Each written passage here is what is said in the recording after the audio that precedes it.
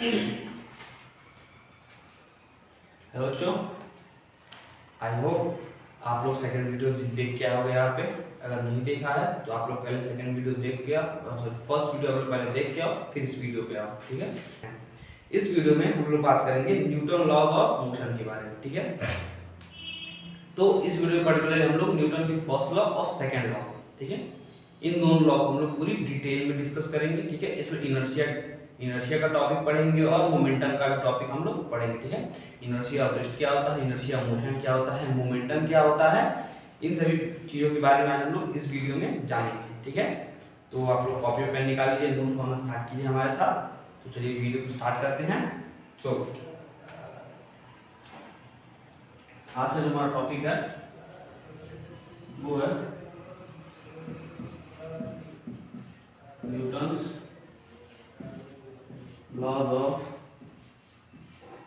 Motion. तो हम उन लॉ की बात करेंगे जो सर आइजैक न्यूटन ने दिए था।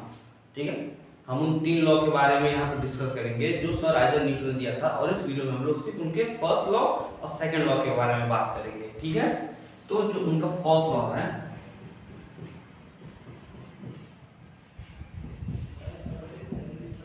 Newton's first law. तो सर न्यूटन का फर्स्ट लॉ क्या कहता है कि एक बॉडी अगर चल रही है तो वो चलती ही रहेगी, या फिर अगर एक बॉडी रुकी हुई है वो रुकी हुई रहेगी तब तक जब तक कि उस पर कोई बाहरी फोर्स न लगाया जाए।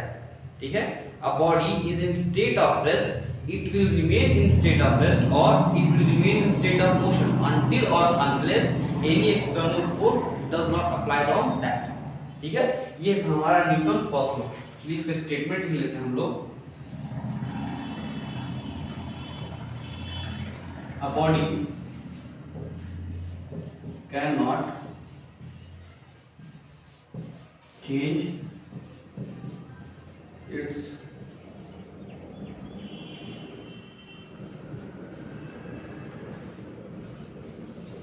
state of motion by itself। कोई भी बॉडी अपना स्टेट चेंज नहीं कर सकती है खुद से।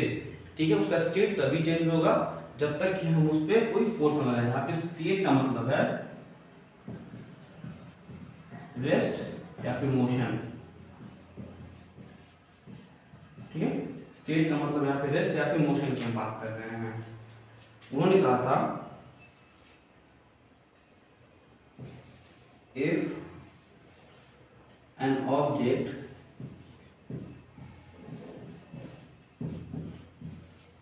is at rest,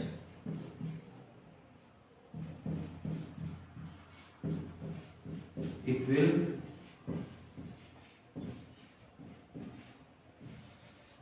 remain at rest,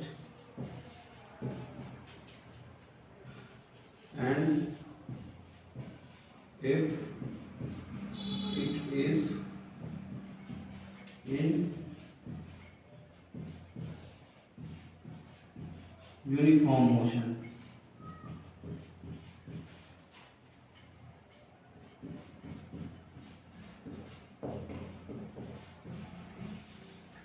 continues to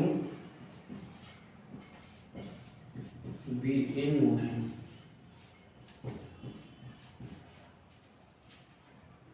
unless some external force is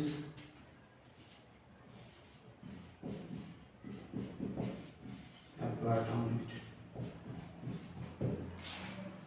ठीक है, so if an object is in state of rest or is in state of uniform motion, it continues to be in motion or in rest। ठीक है, unless some external force is not applied on it। जब तक कि हम उस पर कोई भी एक्सटर्नल फोर्स अप्लाई नहीं करते हैं वो ऑब्जेक्ट उस स्टेट में कंटिन्यू रहेगी। ठीक है, अगर वो मोशन में है तो मोशन में रहेगी, या फिर अगर वो रेस्ट में है तो वो रेस्ट में ही रहेगी। ठीक है, तो ये था न्यूटन फर्स्ट लॉ का स्टेटमेंट, आप लोग नोट डाउन कीजिए। फिर इसके बाद हम लोग बात करते हैं इनर्शिया की, उसके बाद हम लोग इसे कुछ एग्जांपल्स देखते हैं। तो मैं इसको मिटा देता हूँ।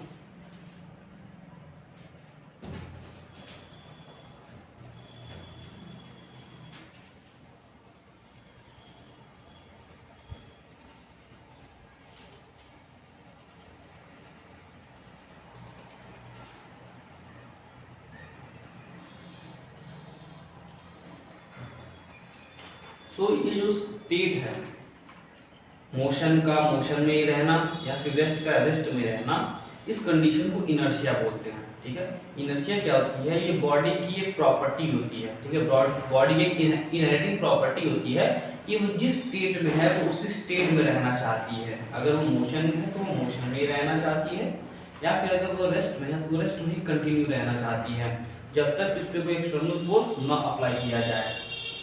तो उस कंडीशन को बोलते हैं inertia.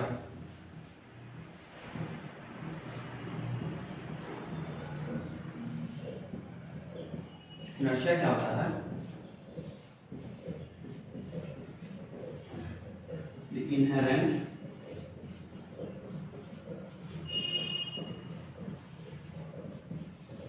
Property of an object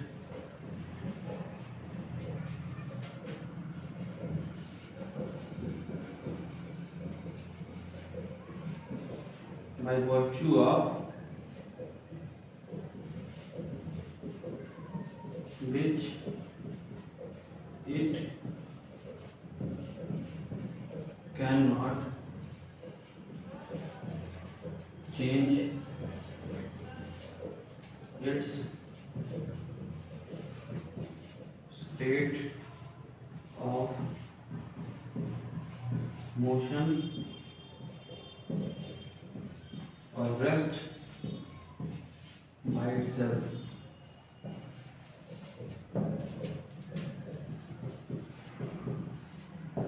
This property is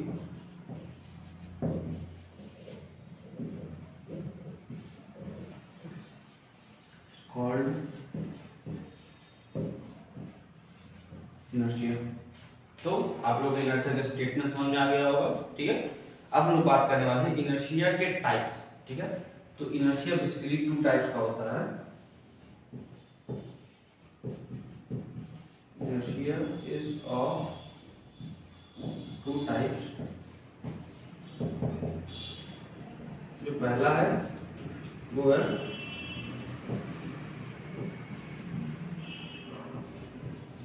inertia of rest, और जो दूसरा है वो है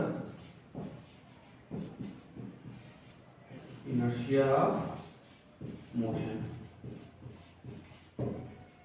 आप लोग नोट डाउन कीजिए, फिर हम लोग इनर्शिया के 2 टाइप्स के बारे में डिस्कस करते हैं। चलिए मैं इसको मिटा देता हूँ।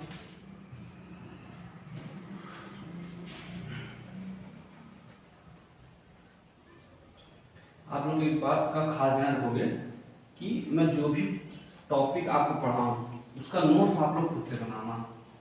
ठीक है, आप लोग कॉपी में उस नोट्स को खुद से लिखना, तो आप लोग के लिए और भी अच्छा रहेगा। चलिए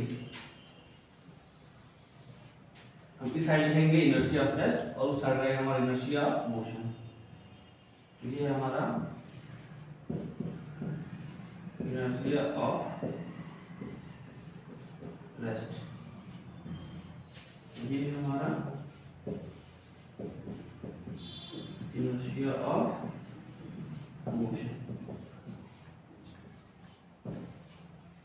ठीक है, तो इनर्शिया ऑफ रेस्ट क्या कहता है, if the body is at rest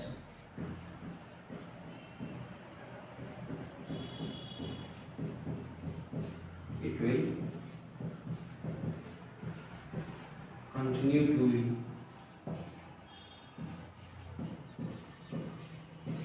at rest unless some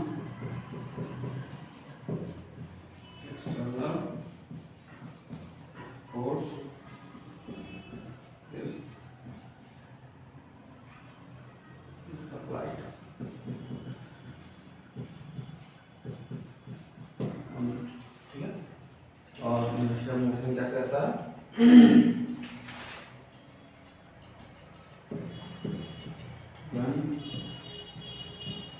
body is in uniform motion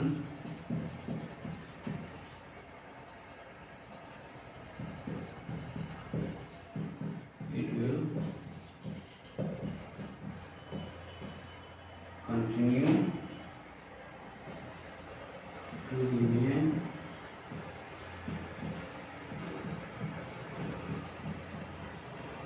in its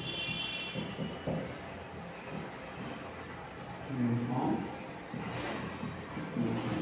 जब तक इस सड़क को न लगाया जाए। ठीक है, तो ये हो गया एग्जाम्पल्स। तो जो पहला एग्जाम्पल है वो ट्रेन और पैसेंजर का है।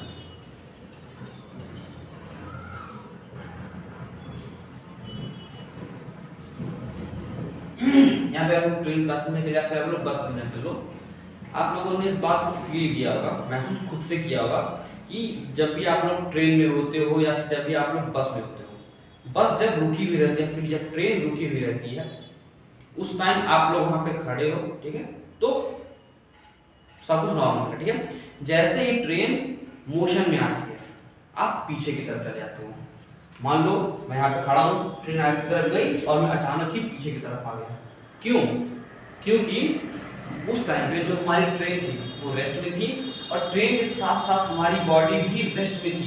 हमारी बॉडी का जो इनर्शिया था वो रेस्ट में था, बट जैसे ही ट्रेन ने अपना इनर्शिया चेंज किया वो मोशन में जाने लगी, लेकिन हम तो अभी भी रेस्ट में ही हैं। ठीक है, तो हम उस चीज को अपोज करते हैं। ठीक है, जो भी मोशन हो रहा होगा हम उसको अपोज करने लगते हैं। मोशन आगे की तरफ हो रहा है तो हमारी बॉडी की इनर्शिया की वजह से हमारी बॉडी रेस्ट में है, उसकी वजह से हम पीछे की तरफ जाने लगते हैं। ठीक है, ये हो गया पहला एग्जांपल हमारा।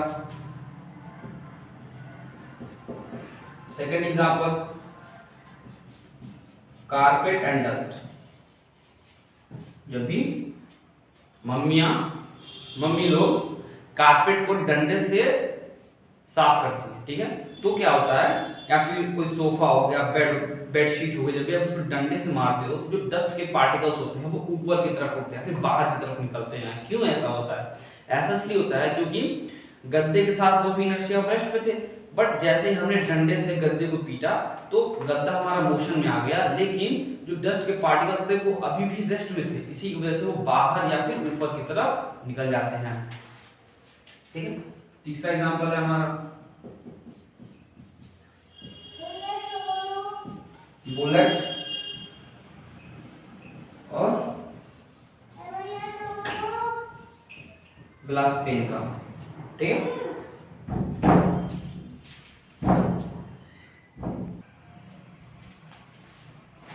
तो तीसरा एग्जांपल हमारा बुलेट और ग्लास पेन का। जब भी किसी शीशे की खिड़की पर गोली चलाते हो, ठीक है, मान लो आपने गोली चलाई और ये हमारे सामने खिड़की शीशे का कोई भी ये टुकड़ा है। ठीक है, तो जब गोली इस पे लगती है तो वो गोली एक पर्टिकुलर पॉइंट पे सिर्फ होल करती है, ना कि पूरे शीशे को वो तोड़ देती है। ऐसा नहीं होता है, सिर्फ वो एक पर्टिकुलर पॉइंट पे होल करके बाहर निकल जाती है। क्यों?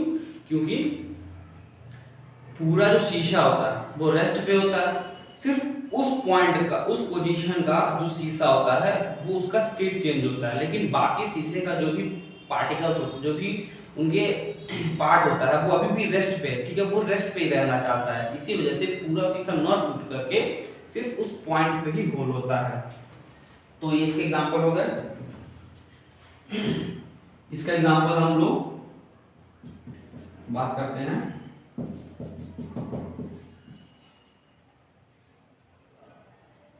बस एंड पर्सन की। इस एग्जांपल में क्या हुआ, बस हमारी मोशन में है, ठीक है, और आदमी भी हमारा मोशन में है उस टाइम, क्योंकि वो इनर्शिया मोशन की वजह से आदमी बस के साथ मोशन में है। मान लो कि आप चलते ही बस से उतरना चाहते हो, ठीक है, बस चल रही है, आप उससे उतरना चाहते हो।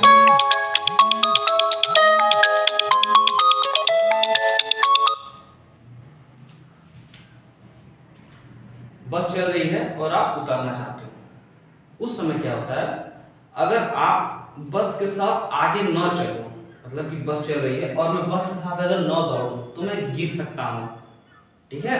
अगर आप बस से उतरे और तुरंत खड़े हो गए वहां पे, तो इनर्शिया मोशन की वजह से आप गिर जाओगे, ठीक है। इसीलिए जब भी आप चलते हुए बस से उतरते हो आपको ऐसा करना नहीं चाहिए, ठीक है। जब भी आप चलती हुई बस से उतरते हो तो आपको बस के साथ साथ कम से कम कुछ दूर तक आपको चलना ही पड़ेगा, वरना आप गिर सकते हो, ठीक है। पहला एग्जांपल ये हो गया। और इसका सेकंड एग्जांपल है बॉल पैसेंजर ट्रेन। आप चलती हुई ट्रेन में, सपोज चलती हुई ट्रेन है, उसमें एक आदमी है, वो बॉल के साथ खेल रहा है, ठीक है। उसने बॉल को ट्रेन के सीलिंग की तरफ उछाला, बॉल वापस उसके हाथ में आ गई। क्यों? ऐसा नहीं होता है कि बॉल आपने उछाली, ट्रेन आगे चली गई, बॉल पीछे कहीं चला गया, ऐसा नहीं होता है। बॉल आपके हाथ में वापस आ जाती है। ऐसा क्यों होता है? इनर्शिया ऑफ मोशन की वजह से, क्योंकि वो पूरा एक सिस्टम इनर्शिया मोशन में रहता है, ठीक है। उस सिस्टम का हर एक पार्ट मोशन में रहता है, तो वो बॉल उस सिस्टम का एक पार्ट है, वो पूरा सिस्टम एक मोशन कर रहा है, ठीक है। तो उसमें ऐसा नहीं होगा कि आपने बॉल को उछाला और बॉल पीछे चली गई, ट्रेन आगे चली गई, बॉल पीछे चली गई, ऐसा नहीं होता। बॉल उछालते हो, बॉल वापस आपके हाथ में रहती है। ये होता है due to inertia of motion. तो आई होप आप लोगों को इतना टॉपिक समझ में आ गया होगा। एक छोटा सा टॉपिक और है, मैं उसमें ही ब्रीफ करा देता हूँ।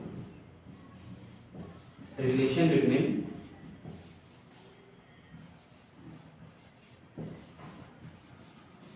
मास एंड इनर्शिया, ठीक है। मास और इनर्शिया के बीच में क्या रिलेशन होता है? So mass is directly proportional to inertia. मतलब कि जितना ज्यादा मास उतना ज्यादा इनर्शिया। एक टेनिस बॉल को, ठीक है, वो जो रबर वाली बॉल होती है उसको रोकने में और एक क्रिकेट बॉल को रोकने में किसमें ज्यादा फोर्स अप्लाई करना पड़ता है, या फिर आपको किसमें ज्यादा मेहनत करनी पड़ती है? ऑब्वियसली यार क्रिकेट वाली बॉल को, क्योंकि उसका मास ज्यादा होता है, मतलब उसमें मास ज्यादा होगा तो उसमें इनर्शिया भी ज्यादा होगा, ठीक है। इसी वजह से आपको क्रिकेट बॉल पे ज्यादा फोर्स अप्लाई करना पड़ता है as compare to tennis ball, ठीक है। तो आप लोग उसको नोट डाउन कर लीजिए।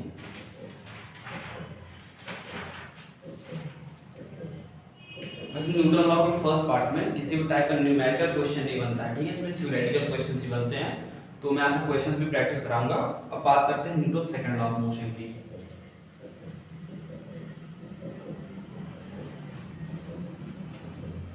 आज की इस वीडियो में ये हमारा आखिरी पार्ट होगा और नेक्स्ट पार्ट में हम लोग कवर करेंगे Newton third law of motion और कंजर्वेशन ऑफ मोमेंटम की, ठीक है, law of conservation of momentum. Second part है न्यूटन सेकंड लॉ ऑफ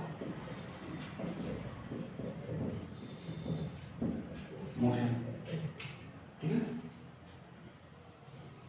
तो न्यूटन सेकंड लॉ ऑफ मोशन के स्टेटमेंट सुनने या फिर लिखने से पहले आप लोग एक टर्म के बारे में जान लो। वो टर्म क्या है? मोमेंटम।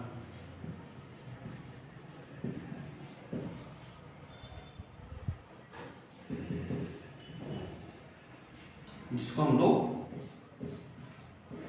पी से डिनोट करते हैं, ठीक है। तो आखिर मोमेंटम होता क्या है? मोमेंटम क्या होता है? It is the product of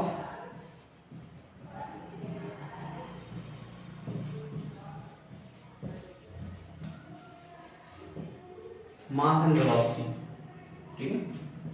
ये मास और वेलोसिटी का एक प्रोडक्ट है और इसी को बोलते हैं मोमेंटम। इसकी एसआई यूनिट की बात की जाए तो मास की यूनिट केजी, वेलोसिटी की यूनिट मीटर पर सेकंड। तो जो मोमेंटम की यूनिट होती है वो होती है केजी मीटर पर सेकंड, ठीक है। And it is a vector quantity. मैं सारी चीजें आपको पढ़ाऊंगा वेक्टर क्वांटिटी क्या होती है, मैं आपको मोशन में बताऊंगा, बट यहाँ इतना जान लो वेक्टर क्वांटिटी का मतलब कि इसमें एक मैग्नीट्यूड है और एक डायरेक्शन है। मास के पास मैग्नीट्यूड होता है और वेलोसिटी के पास डायरेक्शन होता है, ठीक है। तो जिस भी क्वांटिटी में, ठीक है, ये मोमेंटम वाली क्वांटिटी है, जिस भी क्वांटिटी में मास और डायरेक्शन एक साथ होते हैं उनको वेक्टर क्वांटिटी कहा जाता है, ठीक है। तो मोमेंटम समझ आ गया ना, मोमेंटम क्या होता है, मोमेंटम p = mv, मास और वेलोसिटी का हम लोग कंपोनेंट लेते हैं, ये प्रोडक्ट होता है मास और वेलोसिटी का, ठीक है। अब हम लोग लिखने जा रहे हैं न्यूटन सेकंड लॉ का स्टेटमेंट, तो आप लोग सुनो डाउन लीजिए।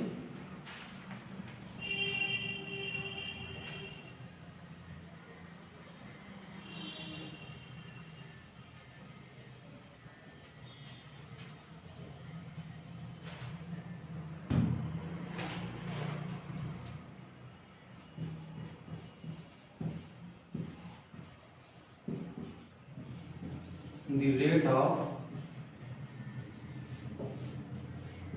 change of momentum of a body is directly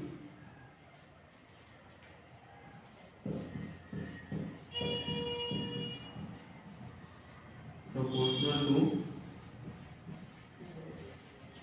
force and takes place in the direction of force। आप लोग पहले इसको नोट कीजिए, फिर मैं स्टेटमेंट का मतलब बताता हूँ, ठीक है। तो न्यूटन सेकंड लॉ ऑफ मोशन ये कहता है कि the rate of change of momentum, momentum का मतलब क्या है, मास इनटू वेलोसिटी। जाहिर सी बात है कि अगर हमने एक बॉडी को फिक्स कर लिया तो उसका मास तो वेरी नहीं कर सकता, ठीक है, मास उसका फिक्स हो चुका है। वेरिएबल क्या है, वेलोसिटी वेरिएबल है, मतलब कि वेलोसिटी घट सकती है, वेलोसिटी बढ़ सकती है, ठीक है। सो स्टेटमेंट वही कहता है कि the rate of change of momentum of a body is directly proportional to force, ठीक है। Rate of change of momentum, इस बात का आप लोग ध्यान रखो, याद कर लो, रट लो, कुछ भी कर लो, भूलना मत कभी। जहां भी कभी रेट शब्द आ जाए इसका मतलब वहां पे हम लोग टाइम के साथ बात कर रहे हैं। तो rate of change of momentum क्या होगा, delta p by delta t rate होता है, ठीक है। जब भी कभी हम टाइम के रिस्पेक्ट में किसी चीज को बताते हैं उसको हम लोग रेट कहते हैं, वो रेट होता है। डेल्टा p का मतलब हुआ p final minus p initial. Initial time पे बॉडी का मोमेंटम क्या था, फाइनल टाइम पे बॉडी का मोमेंटम क्या था, उसी से हम निकालेंगे change of momentum. Delta p है हमारा क्या, change in momentum.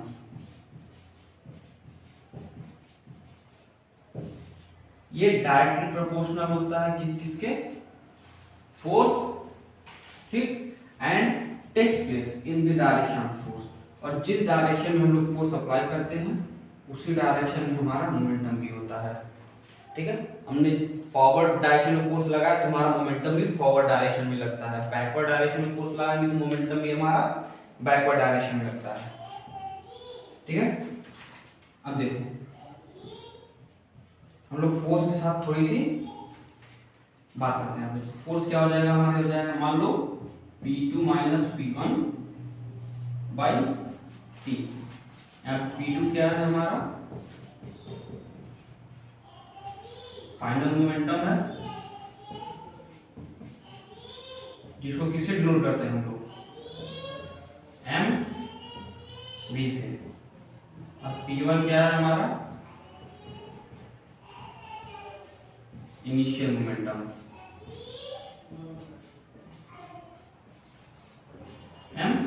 u, v final velocity, u initial velocity. ठीक है, आप लोग इसको इतना नोट डाउन कीजिए, फिर हम लोग कुछ बात करते हैं। और चलिए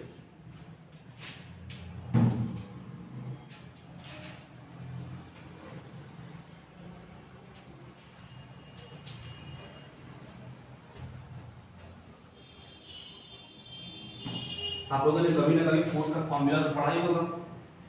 फोर्स का फॉर्मूला क्या होता है? मास इनटू एक्सेलरेशन, यही होता है फोर्स का फॉर्मूला। और एक्सेलरेशन क्या होता है? Rate of change of velocity. तो इसको हम और क्या लिख सकते हैं? m v minus u by T. ठीक है, तो फोर्स की एक और यूनिट आ गई हमारे पास। ठीक है, ये भी बात हो गई। चलिए और क्या, इसमें बेसिकली फोर्स और मोमेंटम के बारे में डील करते हैं। न्यूटन सेकंड लॉ हमारा फोर्स और मोमेंटम के लिए होता है। ठीक है, तो फोर्स की यूनिट आप लोगों को पता है क्या होती है? न्यूटन। ठीक, एग्जाम में कभी कभी एक डेफिनेशन पूछता है कि 1 न्यूटन क्या होता है। एग्जाम में कभी कभी डेफिनेशन पूछता है व्हाट इज 1 न्यूटन, या फिर 1 Newton is equivalent to what. ठीक है, तो आप लोग इसको नोट डाउन कर लीजिए। नोट डाल के आप लोग लिख लीजिएगा कि 1 Newton is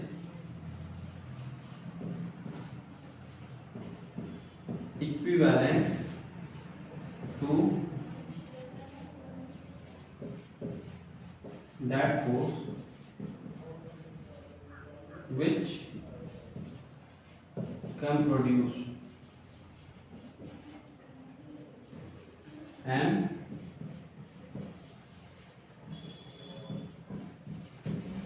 acceleration of 1 meter per second square in a body of mass 1 kg F equal to ma। Suppose कीजिए बॉडी का मास 1 kg है और किसी बॉडी में 1 मीटर पर सेकंड स्क्वायर का एक्सेलरेशन प्रोड्यूस हो गया, तो उस फोर्स को ही बोलते हैं हम लोग 1 न्यूटन। 1 न्यूटन वो फोर्स होता है जो 1 किलोग्राम की बॉडी में 1 मीटर पर सेकंड स्क्वायर की एक्सेलरेशन प्रोड्यूस कर सकता है, उसी को बोलते हैं 1 न्यूटन। ठीक है, कुछ कन्वर्जन है। ये तो हो गई SI यूनिट की बात। ठीक है, CGS यूनिट की बात कर लेते हैं। ये मतलब सेंटीग्राम सेकंड, इसमें यूनिट होती है डाइन। ठीक है, और एक डाइन जो होती है वो 1 ग्राम सेंटीमीटर सेकंड स्क्वायर बराबर होती है, और 1 न्यूटन में 10⁵ डाइन होती है। बस 1 न्यूटन में 10⁵ डाइन है। ठीक है, चलिए इसको नोट डाउन कर लीजिए। फिर हमारे पास 2 क्वेश्चंस हैं, उनको सॉल्व करते हैं। मिटा दें। चलिए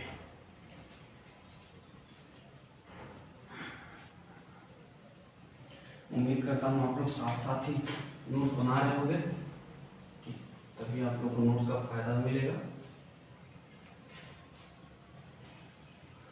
वीडियो के एंड में मुझे आपसे एक छोटी सी और बात करनी है, तो वीडियो के एंड में ही देखते हैं। ठीक है, क्वेश्चन है हमारा,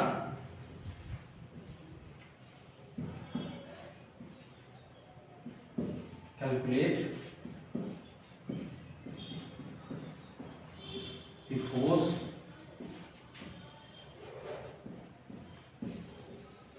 required to produce an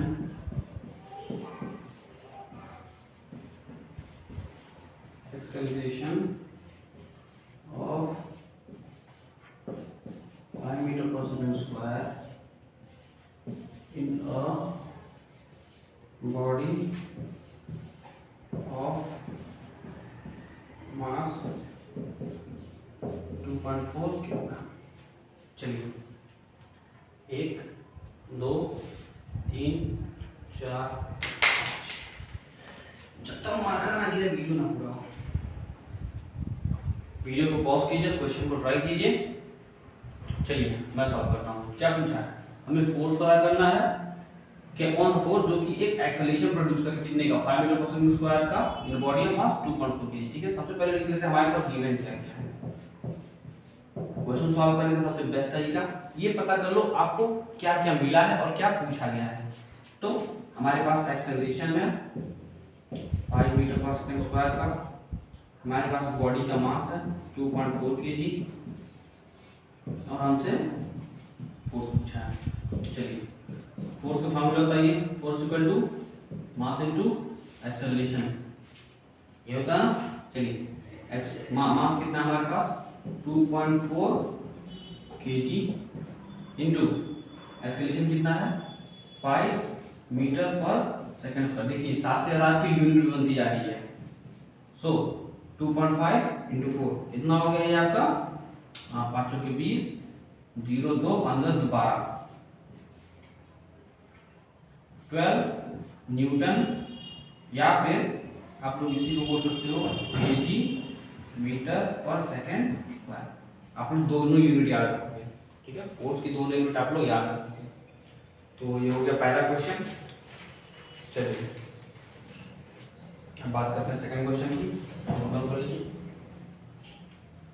मिटा दें। चलिए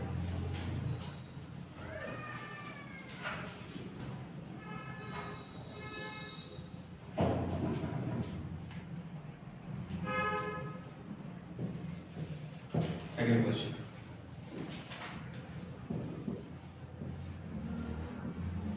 A body of mass 2.5 kg is moving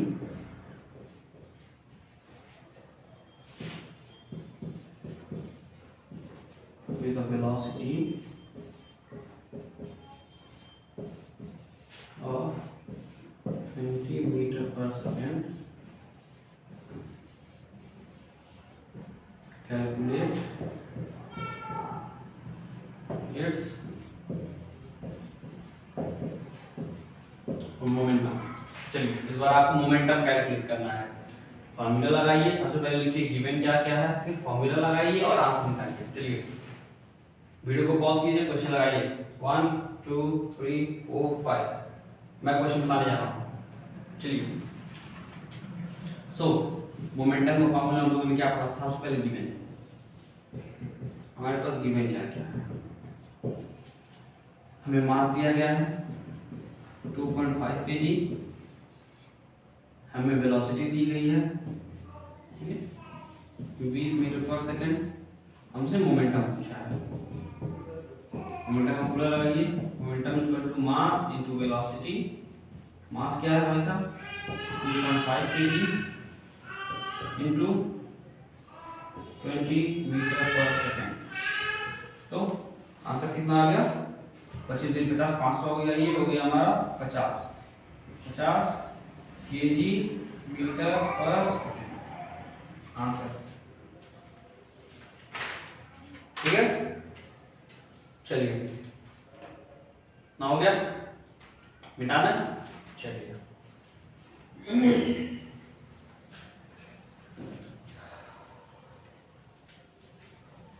जब तक कोरोना का माहौल है तब तक तो आपके स्कूल्स कोचिंग खुलने नहीं वाली है।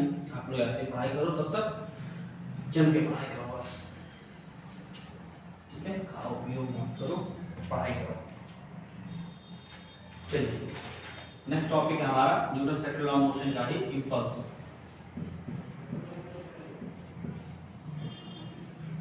इंपल्स क्या होता है,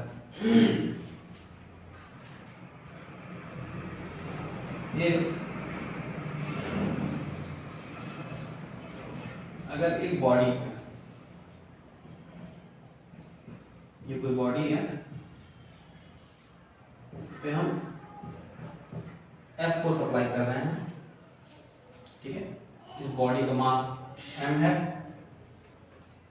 और इस पे हम फोर्स डेल्टा टी टाइम तक अप्लाई किया हमने, ठीक है।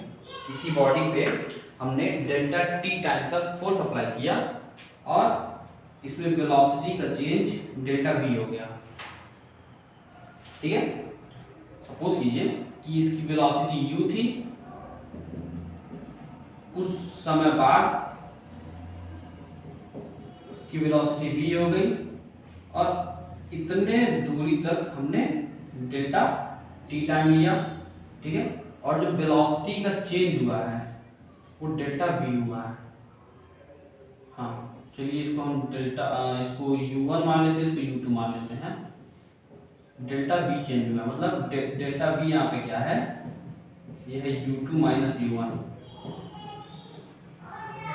और डेल्टा टी क्या है, मान लो यहाँ पे t1 टाइम, यहाँ पे t2 टाइम, तो डेल्टा टी क्या है t2 माइनस t1, ठीक है। तो अब इंपल्स क्या होता है, इंपल्स होता है चेंज इन मोमेंटम। मोमेंटम में जो भी चेंज आया है उसको इंपल्स कहते हैं। सो इंपल्स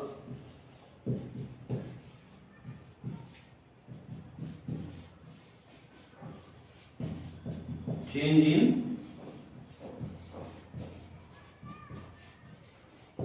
मोमेंटम, और इसकी यूनिट क्या होती है,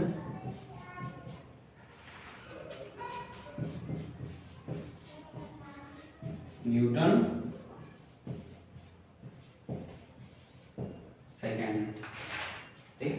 इंपल्स की यूनिट होती है न्यूटन सेकेंड।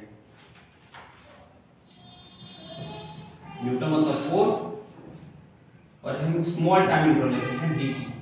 dt का मतलब कि बहुत ही छोटा टाइम इंटरवल, बहुत ही छोटे टाइम इंटरवल के लिए फोर्स बॉडी पे एक्ट किया हुआ है, ठीक है, F इंटू dt, और यही बनता है हमारा m into delta we, change in momentum, ठीक है। ये हो गया हमारा impulse F D T impulse, और ये हो गया हमारा change in momentum m into delta we, ये होता है हमारा चेंज इन मोमेंटम। एग्जाम्पल की बात करते हैं, ठीक। एग्जाम्पल की बात करते हैं, आप लोगों ने क्रिकेट मैच देखा होगा, ठीक है। उस समय जब फील्डर बॉल को कैच करता है तो वो अपने बॉल को कुछ समय के लिए पीछे लेके जाता है, हाथ को, जब बॉल उसके हाथ में आती है तो वो बॉल को पीछे लेके जाता है। वो ऐसा नहीं करता है कि बॉल आई पकड़ लिया, नहीं, वो अपने हाथ को बॉल के साथ पीछे लेके कुछ समय तक जाता है। ऐसा क्यों करता है, बॉल जो है, ठीक है, उसके पास कुछ ना कुछ मास है और उसके पास कुछ हाई वेलोसिटी है, उसकी वेलोसिटी बहुत ज़्यादा है, ठीक है। आई p इक्वल टू mv होता है, मास तो चेंज करेगा नहीं, वेलोसिटी वैरी करेगी, जितनी ज़्यादा वेलोसिटी उतना ज़्यादा मोमेंटम, ठीक है। बॉल की वेलोसिटी ज़्यादा है मतलब कि बॉल में मोमेंटम ज़्यादा है। अब उस मोमेंटम को कम करने के लिए हम लोग टाइम लेते हैं मतलब कि अगर यहाँ से देखा जाए तो force equal to m delta v by dt,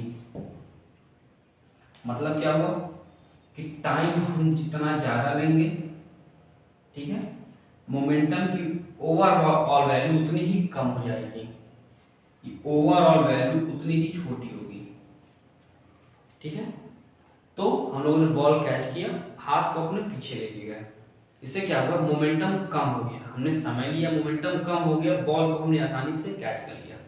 अगर हम लोग समय ना लेते तो क्या होता, हमें चोट लग सकती थी, ठीक है। तो उसी कॉस्ट को मिनिमाइज करने के लिए हम लोग मोमेंटम को कम करते हैं। मोमेंटम को कम करने का तरीका, आप टाइम की ड्यूरेशन बढ़ा दो, ठीक है।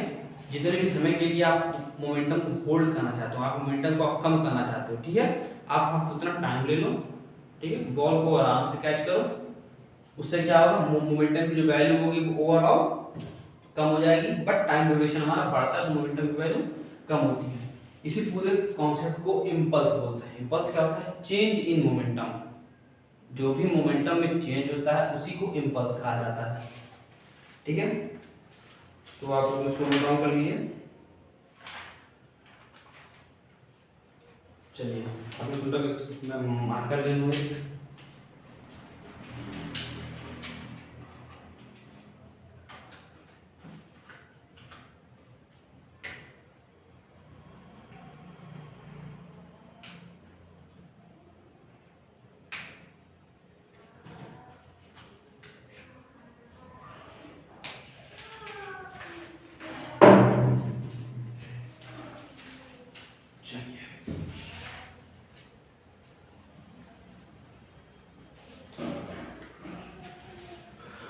कुछ क्वेश्चंस हैं,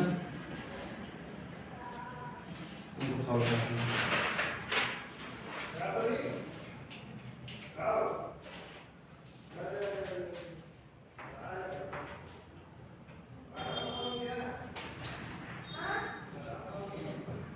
पहला क्वेश्चन है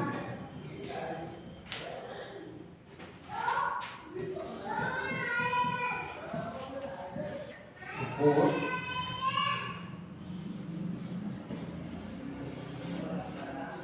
x for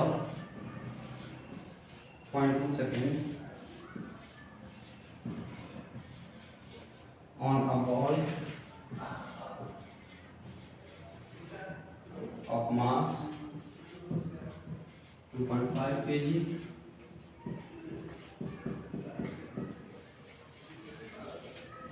initially at rest.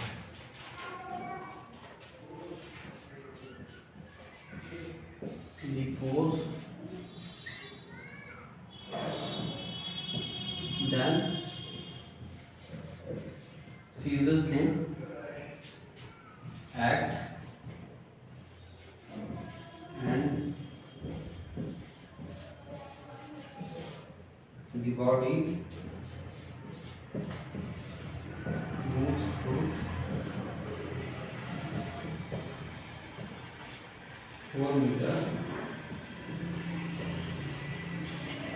in the next 1 second.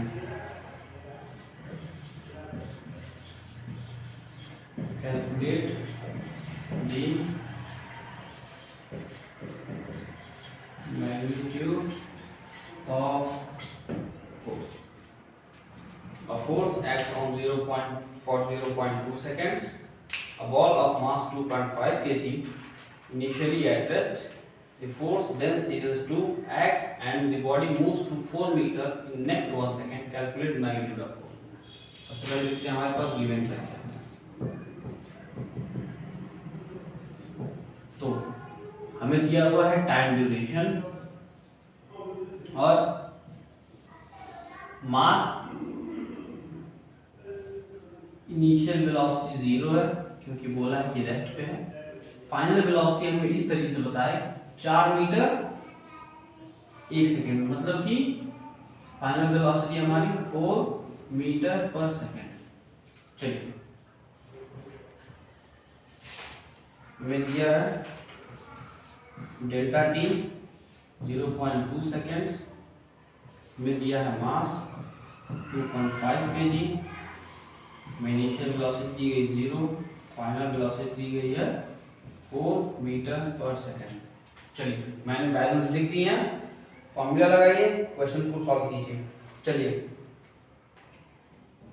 हमें फोर्स पता करना है, we need to find the force. Force का formula mass into acceleration. Mass पता है बट हमें एक्सेलरेशन नहीं पता, हमें एक्सेलरेशन पता करना होगा। तो एक्सेलरेशन कैसे पता करेंगे? हम लोग यहाँ पे इस्तेमाल करेंगे फर्स्ट लॉ ऑफ मोशन। क्या है? v equal to U plus A T का हम लोग यहाँ पे इस्तेमाल करेंगे। ये मैं आपको मोशन में पढ़ाऊंगा, बट आप लोग इतना याद रख लो, ये formula v equal to U plus A T. यहाँ से क्या हो जाएगा? v minus U equal to A T, a equal to v minus you by T. ये फॉर्मूला उठा के यहाँ पे रखेंगे। हमने पीछे भी ये फॉर्मूला देखा था जब हम इंपल्स को ही पढ़ रहे थे, ठीक है? हमने इंपल्स में ही, sorry not in impulse, we deal with this formula in momentum topic. हम सॉरी, हमने मोमेंटम में इस फॉर्मूला को देखा था। अब mass into v minus you by delta t. Mass कितना है हमारे पास? 2.5 kg। क्वेश्चन को सॉल्व करते वक्त आप लोग इस बात ध्यान रखिए, आप लोग जो यूनिट रखते हो वो एसआई यूनिट में होना चाहिए, ठीक है? 2.5 kg v 4 मीटर पर second, u 0, delta T 0.02 second. इसको कैलकुलेट कीजिए। चलिए,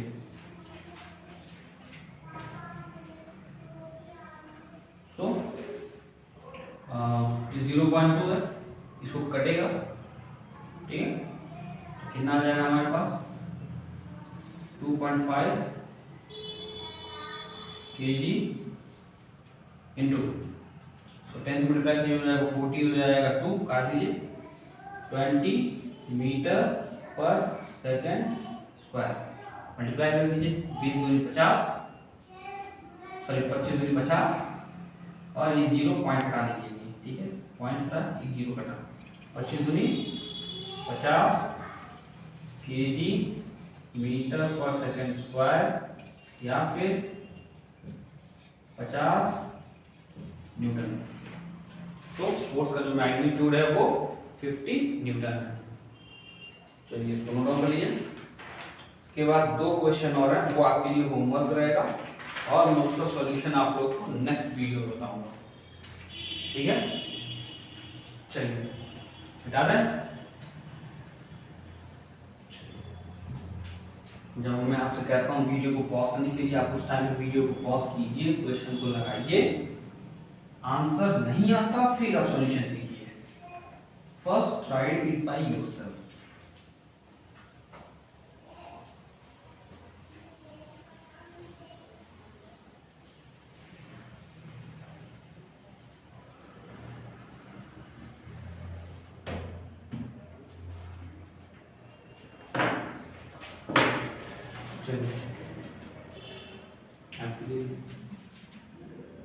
क्वेश्चन नंबर 3 था, क्वेश्चन नंबर 4 है।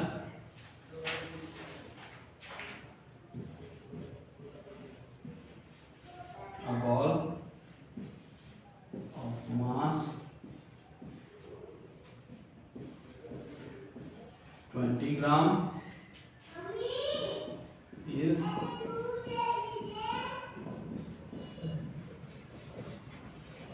initially moving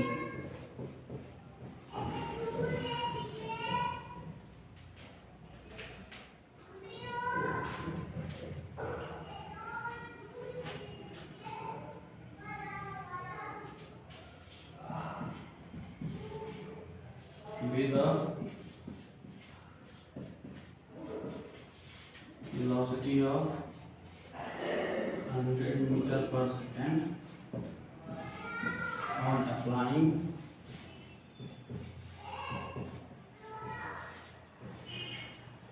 a constant force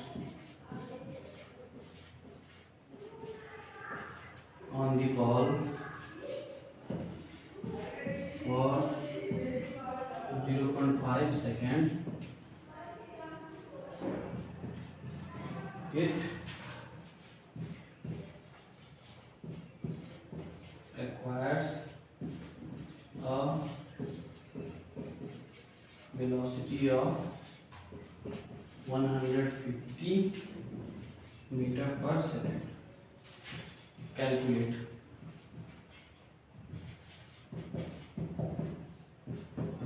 First,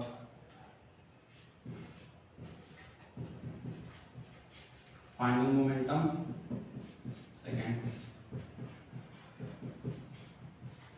initial momentum. Third, delta P by delta T, rate of change of momentum. Fourth, acceleration. Force का magnitude of force. तो ये 5 चीजें आप लोगों को कैलकुलेट करनी है। क्वेश्चन नोट कीजिए, वीडियो को पॉज कीजिए, लगाइए, इसका सॉल्यूशन मैं आप लोगों को नेक्स्ट वीडियो में दूंगा, ठीक है। इसके बाद एक और क्वेश्चन है, चलिए इसको मिटा लें। ठीक,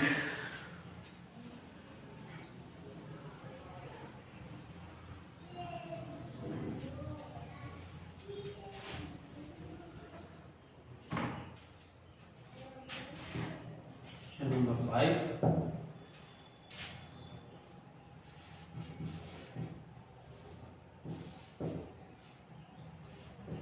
of cricket ball of mass 200 gram moving with a speed of 40 meter per second is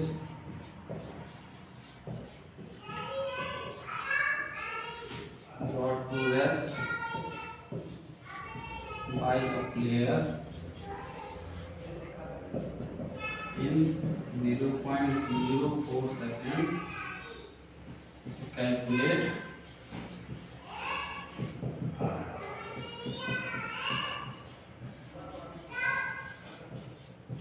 change in momentum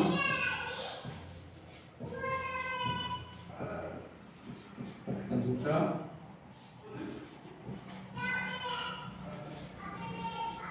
average force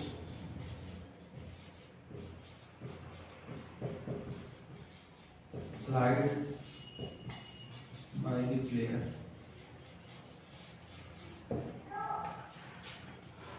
चलिए तो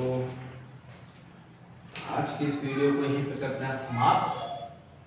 अगले वीडियो में इन दो क्वेश्चन के सॉल्यूशन और उसके बाद हम लोग पढ़ेंगे न्यूटन थर्ड लॉ और फिर हम लोग पढ़ेंगे कंजर्वेशन ऑफ मोमेंटम। ठीक है, law of conservation of momentum के बाद हम लोग देखेंगे।